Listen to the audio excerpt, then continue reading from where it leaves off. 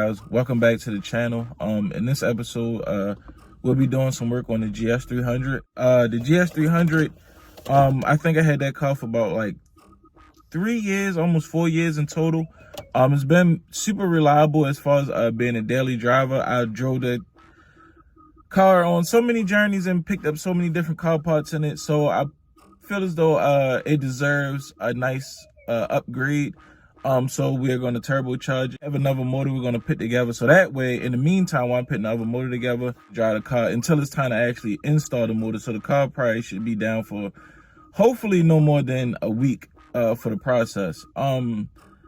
As far as the setup wise go and power goes, setup wise, power goes, and what we're actually going to do with the car, I'll leave that for later episodes. So pretty much today we'll be doing the battery relocation process on the GS300, and I just want to relocate it for more so a cleaner look, and I actually want to put my old catch can with the actual battery is underneath the hood. If you have an SC300, I do have a video of relocating the SC300 battery from the engine bay into the trunk, so I'll put that link in the description and we could go ahead and get this thing started, you guys. So yes, it's a little bit, supposed to be a little bit warm today, so it's not too bad. So let's get into it, guys.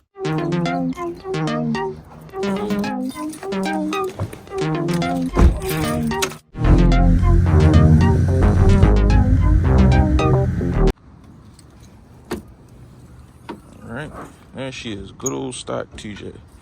Let's go ahead, get this thing unplugged, get some tubes to get this unplugged, and we get it started.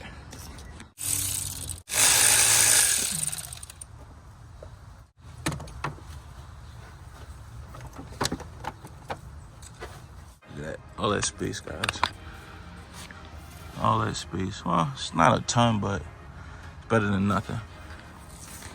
So try to get this thing cleaned up just a little bit.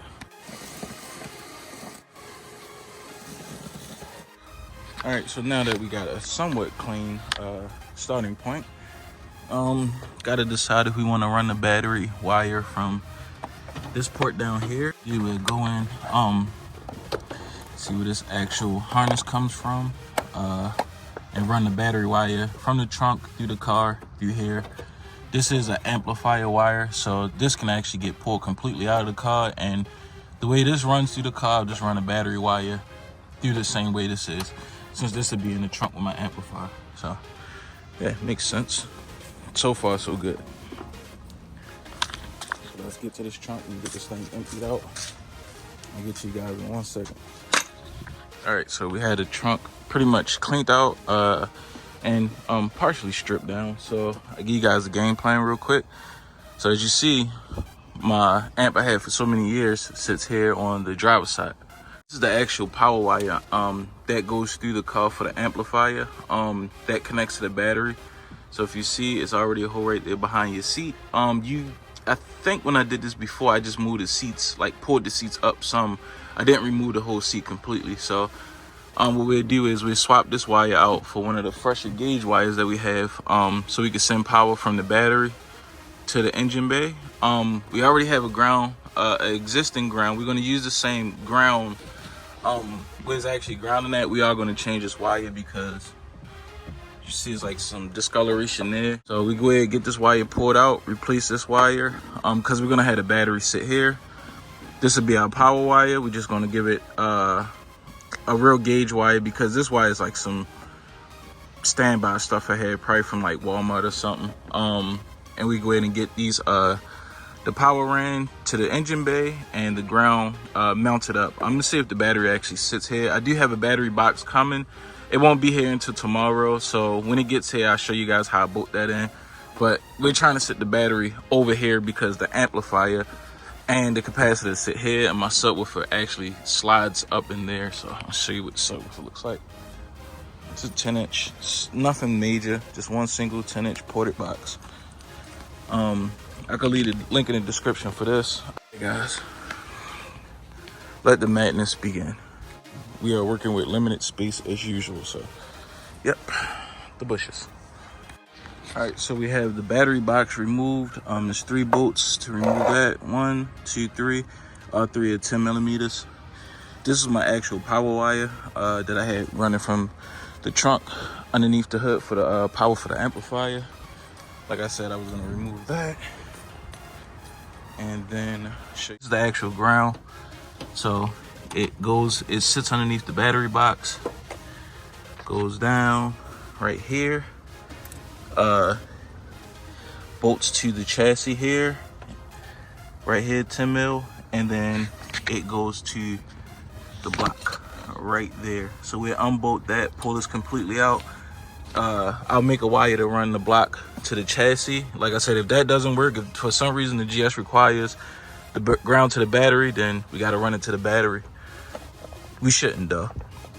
So I'm gonna go ahead and get this pulled out. This is the power wire. This one wire goes from this is the one that goes from the battery to the starter.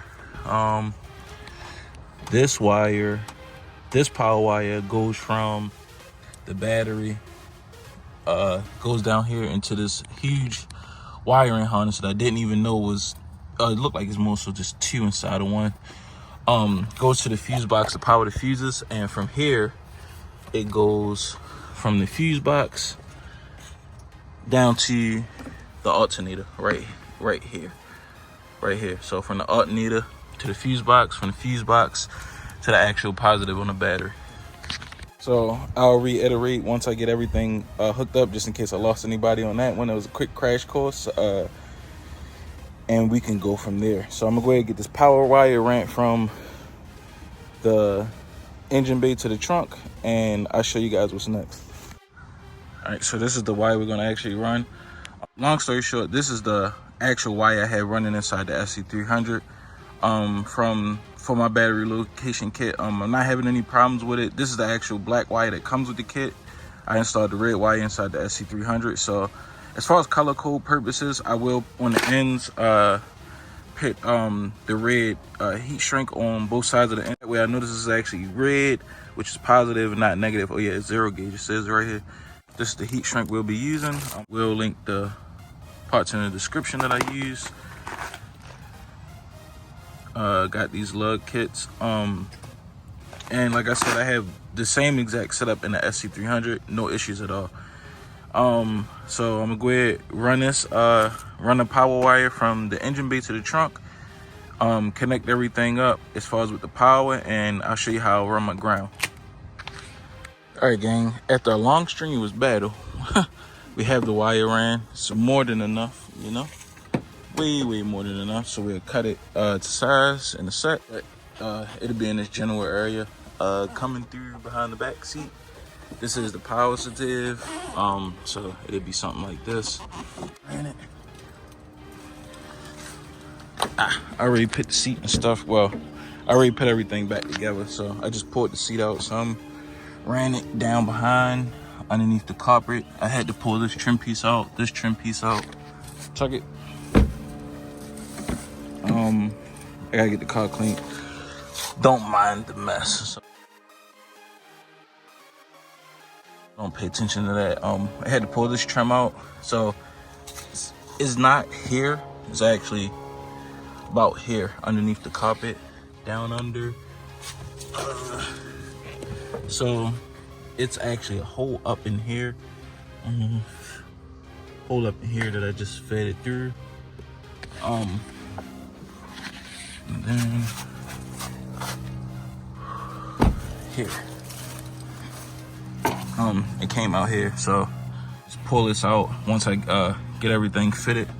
So it's the power, and I want to sit it about right here in this area. Because once I go turbo, I'm not 100% sure how the intercooler pipe's going to sit, so we may have to rearrange how this is actually going to sit. Where did it go? We might have to rearrange how this is actually going to sit, but for right now, to be perfect, I do have a junction box, and I'll show you that, to actually run this wire to the junction box and run extra positive wires off of it. This is the actual junction box. So what you do is you open this up. So you run like the power wire from the trunk to the engine bay will go here, and we'll hook the starter to here, alternator to here, and this would just be an extra spare one. Or you can do from the trunk to the engine bay, alternator and starter, like a fan relay, and another relay for whatever, anything else you're using that requires power. You can tap it off of here. You close it up. I gotta find the other plastic cover for this, because you do need to cover these up because power will be going through the strip. All right, guys. Before I clean up my mess and be done with this job, as far as installing everything, I just want to run down how I actually put the lines together with the crimps. So what I usually do is take the razor blade. I already cut it with the cutoff wheel with the grinder with the cutoff attachment. So I literally just split the wire. This is for the power.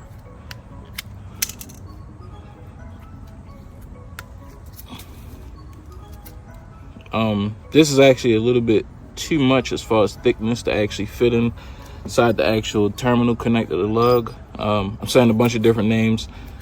People call it different names, but they actually are copper wire lugs. So what I do is just take it, see which one actually fits as far as amount wise. Take a little bit more off. 0 gauge is good to have. It's a little bit overkill for this, but I mean, always better to have more than less. So you should have put this on first before I stripped the wire, but take it, put the, oh, hold up, since this is positive, I'm going to put red on this one.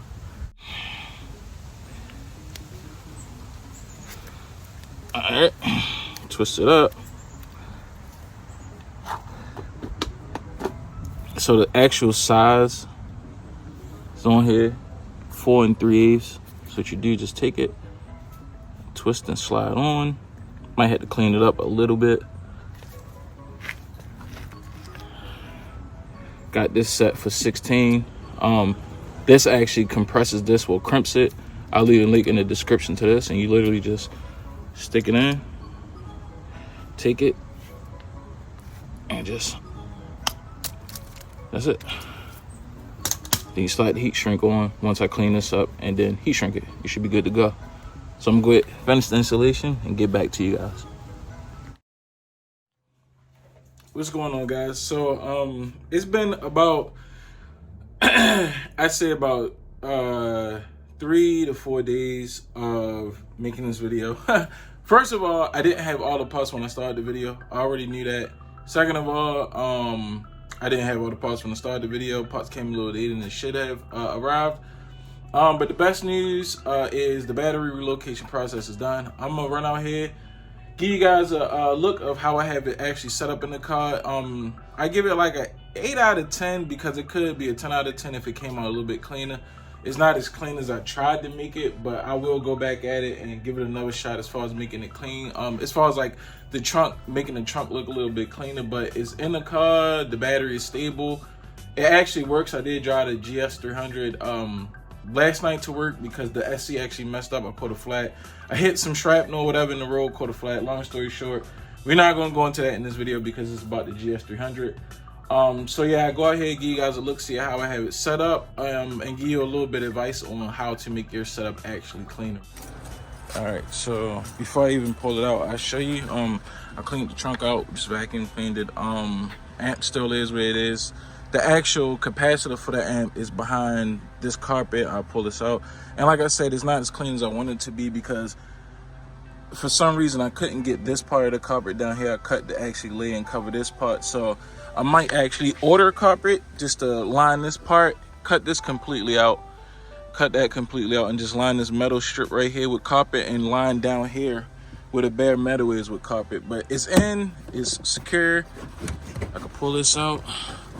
So when you do run this, what you need to do is put an actual breaker fuse. I'll leave the link in the description for this. You need to put a breaker fuse in between the actual battery and the engine, the power that goes to the engine harness. Just in case anything happens, it won't shoot volts back here, blow your battery up, or whatever thing that crazy can happen. It will actually just damage the fuse. I know there's a lot of wiring looking stuff going on back here, but that's the actual capacitor that sits back here behind the battery box. Pop this open. So it's usually like a lock tab here and here, but I actually cut it off because it'd be so hard for me to reach my hand back there to get the top off. So I cut the back one off. The front one still works perfect. That's good to go. I cut these slits in the back so that way my wires can come through the back of the battery. But what I should have did was set it up this way, so that way I can actually utilize these. The 0 gauge wire, when it's closed, all right, so walk with me now. When it's actually closed, the 0 gauge wire is too big to slide up in through back here.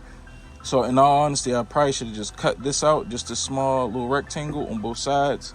But by the time I got to going and doing what I was doing, I had already did that. All right, so that's another tip. Everything's tight, so it actually comes with this adjustable little piece of plastic, so the battery actually sits. It comes in, you know, different sizes of batteries. So underneath this little piece of carpet I have down in there, it is a nut there and a nut here. They were already existing studs coming out of the car. I just utilized those, just cut a hole in the bottom of the battery box and utilized those, so that way I didn't have to drill into my car or anything. So it's in there. So it should be good to go.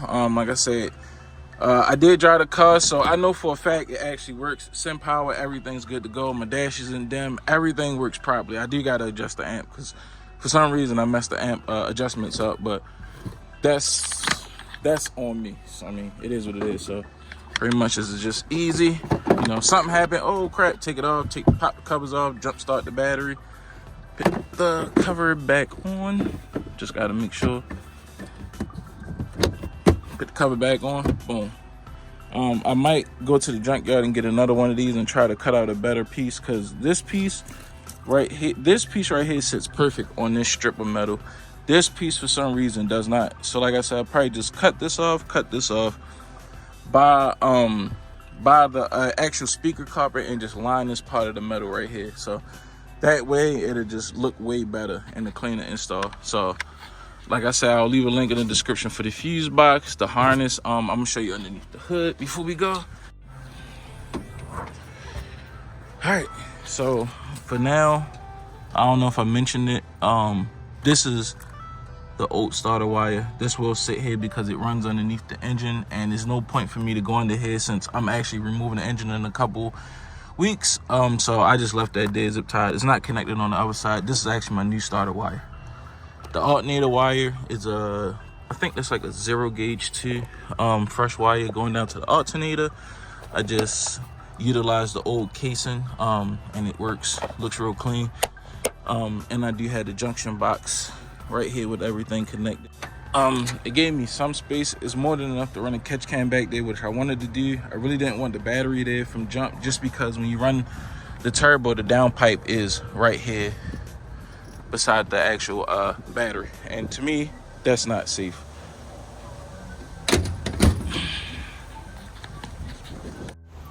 So all in all, it was a pretty semi-straightforward process. As far as the clean look, like I said, I give it like an 8 out of 10, just because mainly just because maybe I didn't cut this properly, or maybe it just won't work, period. I know the second idea I'm having of running that extra piece of carpet down on that metal strip will actually work and make it look clean, so I'm gonna go ahead and do that. And I'm gonna go ahead and actually just finish cleaning the car up, and I get back to you guys in the next video. Hopefully we be disassembling the actual engine that's going in the GS. So that should be the next video, unless I do something else on the Etsy. I don't know. But yeah guys, until next time, peace out.